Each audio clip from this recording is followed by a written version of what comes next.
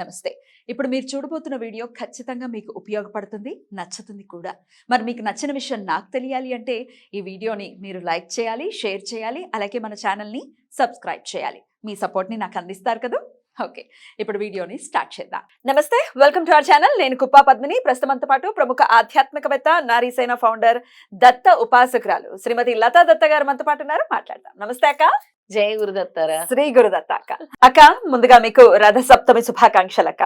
నీకు కూడా పద్మిని రథసప్తమి శుభాకాంక్షలు. మన రెడ్ టీవీ సబ్స్క్రైబర్స్ అందరికి కూడా రథసప్తమి శుభాకాంక్షలు. థ్యాంక్ యూ అక్క. ఆ సూర్యుడు అనుగ్రహము, ఆయుర ఆరోగ్యాలు, అష్టైశ్వర్యాలు, మనకి పవర్ కావాలన్నా ఇచ్చేది సూర్య భగవానుడు. 100% తేజస్సు. 100%.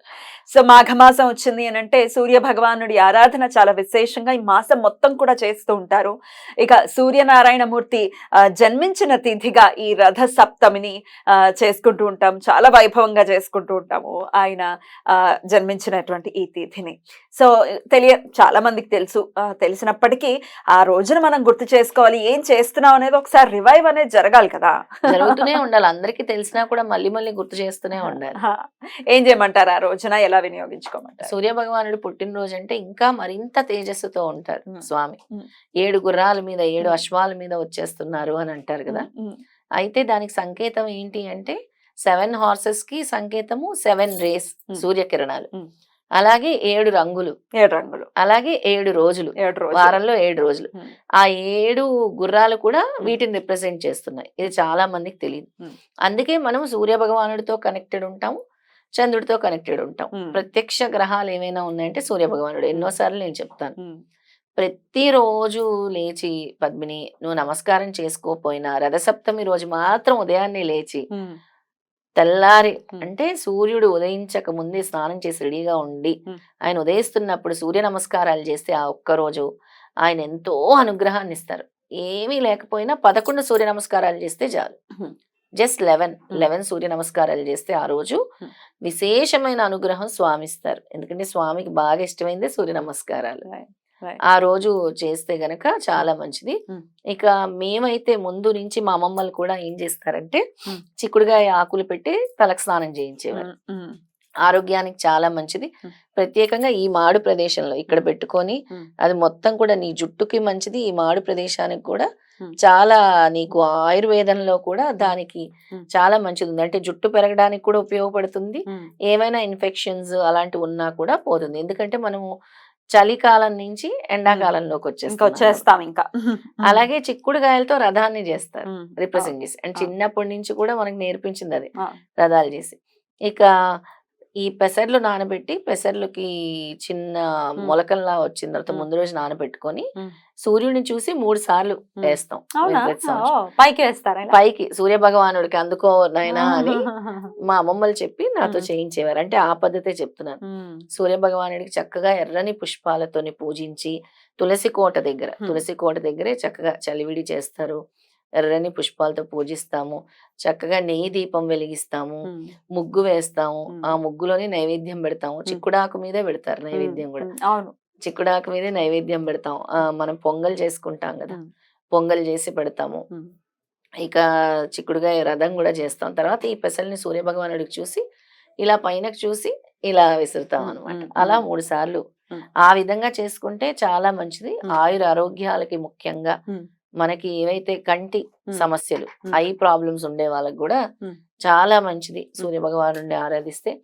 ఆరోగ్య సమస్యలు, నీరసము, అసలు చూస్తాం చాలా మందిని అసలు డల్నెస్ ఉంటుంది బాడీలో.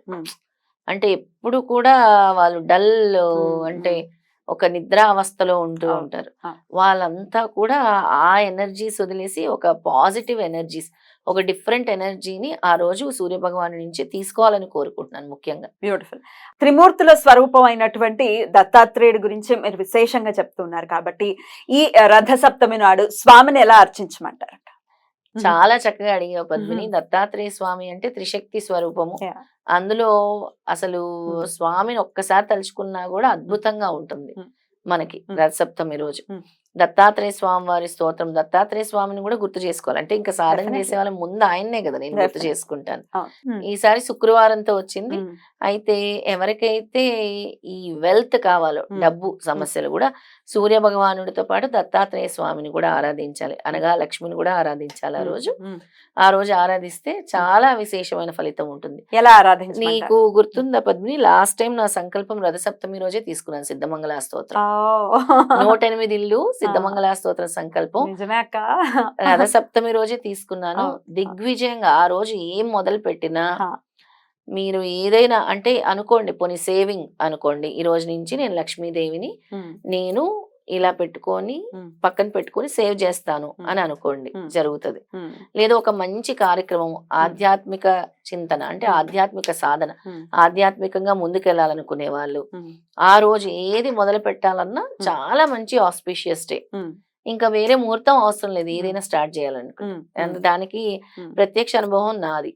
రథసప్తమి రోజు ఏదైనా గాని అలా సూర్యుడు కాంతి ఎలా వెలుగుతూ ఉంటుందో నీ జీవితం కూడా అలా వెలుగుతూ ఉంటుంది. బ్యూటిఫుల్. నేను ఆధ్యాత్మిక సాధనలో వెళ్ళడానికి ఆ డే ఒక ముఖ్యమైన డే. ఖచ్చితంగా ఖచ్చితంగా. అయితే సూర్యుడిని ఆరాధిస్తూ కూడా దత్తాత్రేయుడిని అలాగే అనఘాలక్ష్మిని కూడా ఖచ్చితంగా విశేషంగా కొలవమంటున్నారు. ఎట్లా పూజ చేయమంటారు అక్క దేవుడికి, దత్తాత్రేయుడికి? ఇప్పుడు మనం సూర్య భగవానుడిని బయటకు వెళ్ళి తులసి కోట దగ్గర చేస్తున్నాము, అలాగే లోపల దత్తాత్రేయ స్వామిని అక్కడ మనం తలుచుకుంటాము. దత్తాత్రేయ స్వామికి కూడా ఒక దీపం పెట్టుకొని వెలిగించుకొని, సప్తమి అని అంటే చాలా ఇష్టం స్వామికి కూడా, అష్టమి అంటే అమ్మవారికి ఇష్టం. సో సప్తమి వెళ్ళిపోయిన తర్వాత అష్టమి వస్తుంది, ప్లస్ శుక్రవారం వచ్చింది కాబట్టి మహాలక్ష్మి అమ్మవారిని పూజించమన్నాను. ముఖ్యంగా ఆ రోజు సిద్ధమంగళ స్తోత్రం పఠిస్తే చాలా మంచిది. ఎన్నిసార్లు చేయమంటారు? విశేషంగా 11 సార్లు సిద్ధమంగళ స్తోత్రం 11 సార్లు. మాకంతసేపు మేము చదవలేము అన్న వాళ్ళు 3 సార్లు చదవండి. 3 సార్లు చదివినా కూడా చక్కటి గురు అనుగ్రహం కలుగుతుంది. శుక్రవారము చెప్పాను కదా, అమ్మవారి అనుగ్రహం కలుగుతుంది, మహాలక్ష్మి అమ్మవారి అనుగ్రహం విశేషంగా కలుగుతుంది. అద్భుతం. ఆ రోజు ఎలాగో మనం పొంగల్ చేస్తున్నాం సూర్య భగవానుడికి, అదే పొంగల్ అమ్మవారికి కూడా నైవేద్యంగా పెట్టి చక్కగా అమ్మవారిని అలంకరించుకొని దత్తాత్రేయ స్వామిని కూడా గుర్తు చేసుకొని ఆ రోజు పూజ చేస్తే గనక చక్కటి ఫలితం ఉంటుంది. నేను లాస్ట్ టైం ఒకటి చెప్పాను, ప్రతి శుక్రవారం తేనె మార్చుకుంటూ ఉండాలి. అలా ఈ రథసప్తమి రోజు కూడా మీరు తేనె మార్చుకుంటే చాలా, అంటే మీ వ్యాపార సంస్థల్లో గాని, మీ ఇంట్లో గాని, దేవుడి దగ్గర గాని, ఈ రోజు నుంచి నేను ఈ తేనెను పెట్టి నేను మారుస్తుంటాను ప్రతి శుక్రవారం, నా ఆర్థిక అభివృద్ధి జరగాలి అని చూడండి మీరు. అలా ఒక 2 నెలల్లోనే మీకు ఎంత ఇంప్రూవ్మెంట్ ఉంటుందో చూడండి. ఇది నాకు జరిగింది కాబట్టే చెప్తున్నాను. ఒకసారి క్లుప్తంగా చెప్పండి అక్క, వీడియో మిస్ అయిన వాళ్ళ కోసం ఒకసారి చెప్పండి ఏంటది. అయితే ప్రతి శుక్రవారం కూడా అమ్మవారికి తేనె, అమ్మవారికి ఇష్టమైన వస్తువులు ఏంటి, తేనె, జవ్వాది, దానిమ్మ పండు, పాలు చాలా ఇష్టం అన్నమాట. అయితే శుక్రవారం రోజు మీ వ్యాపార స్థలంలో గాని, మీ ఇంట్లో దేవుడి దగ్గర గాని తేనె నింపి పెట్టుకోండి, చిన్న వెండి గిన్నె నిండా తేనె నింపి పెట్టుకొని ప్రతి శుక్రవారం మారుస్తూ ఉండాలి. ఆ తేనెను అలాగే అమ్మవారి దగ్గరే ఉంచాలా? అమ్మవారి దగ్గరే ఉంచాలి. చీమలు పట్టినా ఏం కదా, పర్వాలేదు. చీమలు పట్టినా ఇంకా చీమలకే ఆహారం, దాని వల్లే మీకు ఇంకా మంచి జరుగుతుంది. ఉండనియచ్చు, అయితే ఉండనివ్వచ్చు. తర్వాత ఎవ్రీ ఫ్రైడే మార్చమన్నారు. ఎవ్రీ ఫ్రైడే మార్చినప్పుడు ఇవి గనక చీమలు తాకుంటే, చీమలు ఎక్కడైతే ఉన్నాయో చీమల పుట్ట అక్కడ చూసుకుని అక్కడ వేసేయండి ఆ తేనె. మనం తీసుకోకూడదా? తీసుకోవచ్చు. అంటే చీమలు ముట్టాయంటే అది చీమలకే ఆహారం అని, లేదు చీమలు ఏం ముట్టలేదు అని అంటే మీరు తీసుకొని నీటిలో కలుపుకొని చక్కగా తాగొచ్చు. కొంచెం చీమలకు కూడా వేయొచ్చు, చీమలకు కూడా వేయొచ్చు. మళ్ళీ ఫ్రైడే పెట్టాలి. మళ్ళీ ఫ్రైడే ఇప్పుడు అది ఎలా తీస్తారో వెంటనే మళ్ళీ కడిగేసి రీఫిల్ చేయాలి. అలా చేస్తూ ఉండాలి. అలాగే దాంతో పాటు కొన్ని పాలల్లో మళ్ళీ తేనె చుక్కేసి అమ్మవారికి నైవేద్యంగా,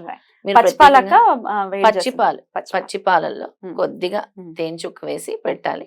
అలాగే దానిమ్మ పండు, ఒకవేళ పాలు మీకు సాధ్యం కాకపోతే దానిమ్మ పండు పెట్టండి, చాలా మంచిది. మీరు చూడండి ఒక 1-2 months లో మీ ఫైనాన్షియల్ ఇంప్రూవ్మెంట్ ఖచ్చితంగా జరుగుతుంది. Beautiful beautiful. అట్లా జరగాలి ఖచ్చితంగా. ప్రతి ఒక్కరు కూడా ఫైనాన్షియల్ గా చాలా ఫ్రీడమ్ రావాలి, ఎంతో కొంత ఫ్రీడమ్ రావాలి. ఎందుకంటే మానసికంగా చాలా ఇబ్బంది పడుతున్నారు, డబ్బులు లేవు డబ్బులు లేవు డబ్బులు లేవు, లేకపోతే అప్పులు అని చాలా ఇబ్బంది పడుతున్నారు. వాటన్నిటి నుంచి అమ్మవారి కృపతో, అనఘాదేవి ఒక కృపతో అందరూ బయటపడాలని మనస్ఫూర్తిగా కోరుకుంటూ చాలా చక్కటి విషయాన్ని మాకు తెలియజేశారు. కూడిన శుక్రవారం వచ్చింది కాబట్టి తప్పకుండా తప్పకుండా ఆ రోజు నుంచి మొదలు పెట్టండి. తప్పకుండా మొదలు పెడతాను ఆ నేను రోజు కూడా.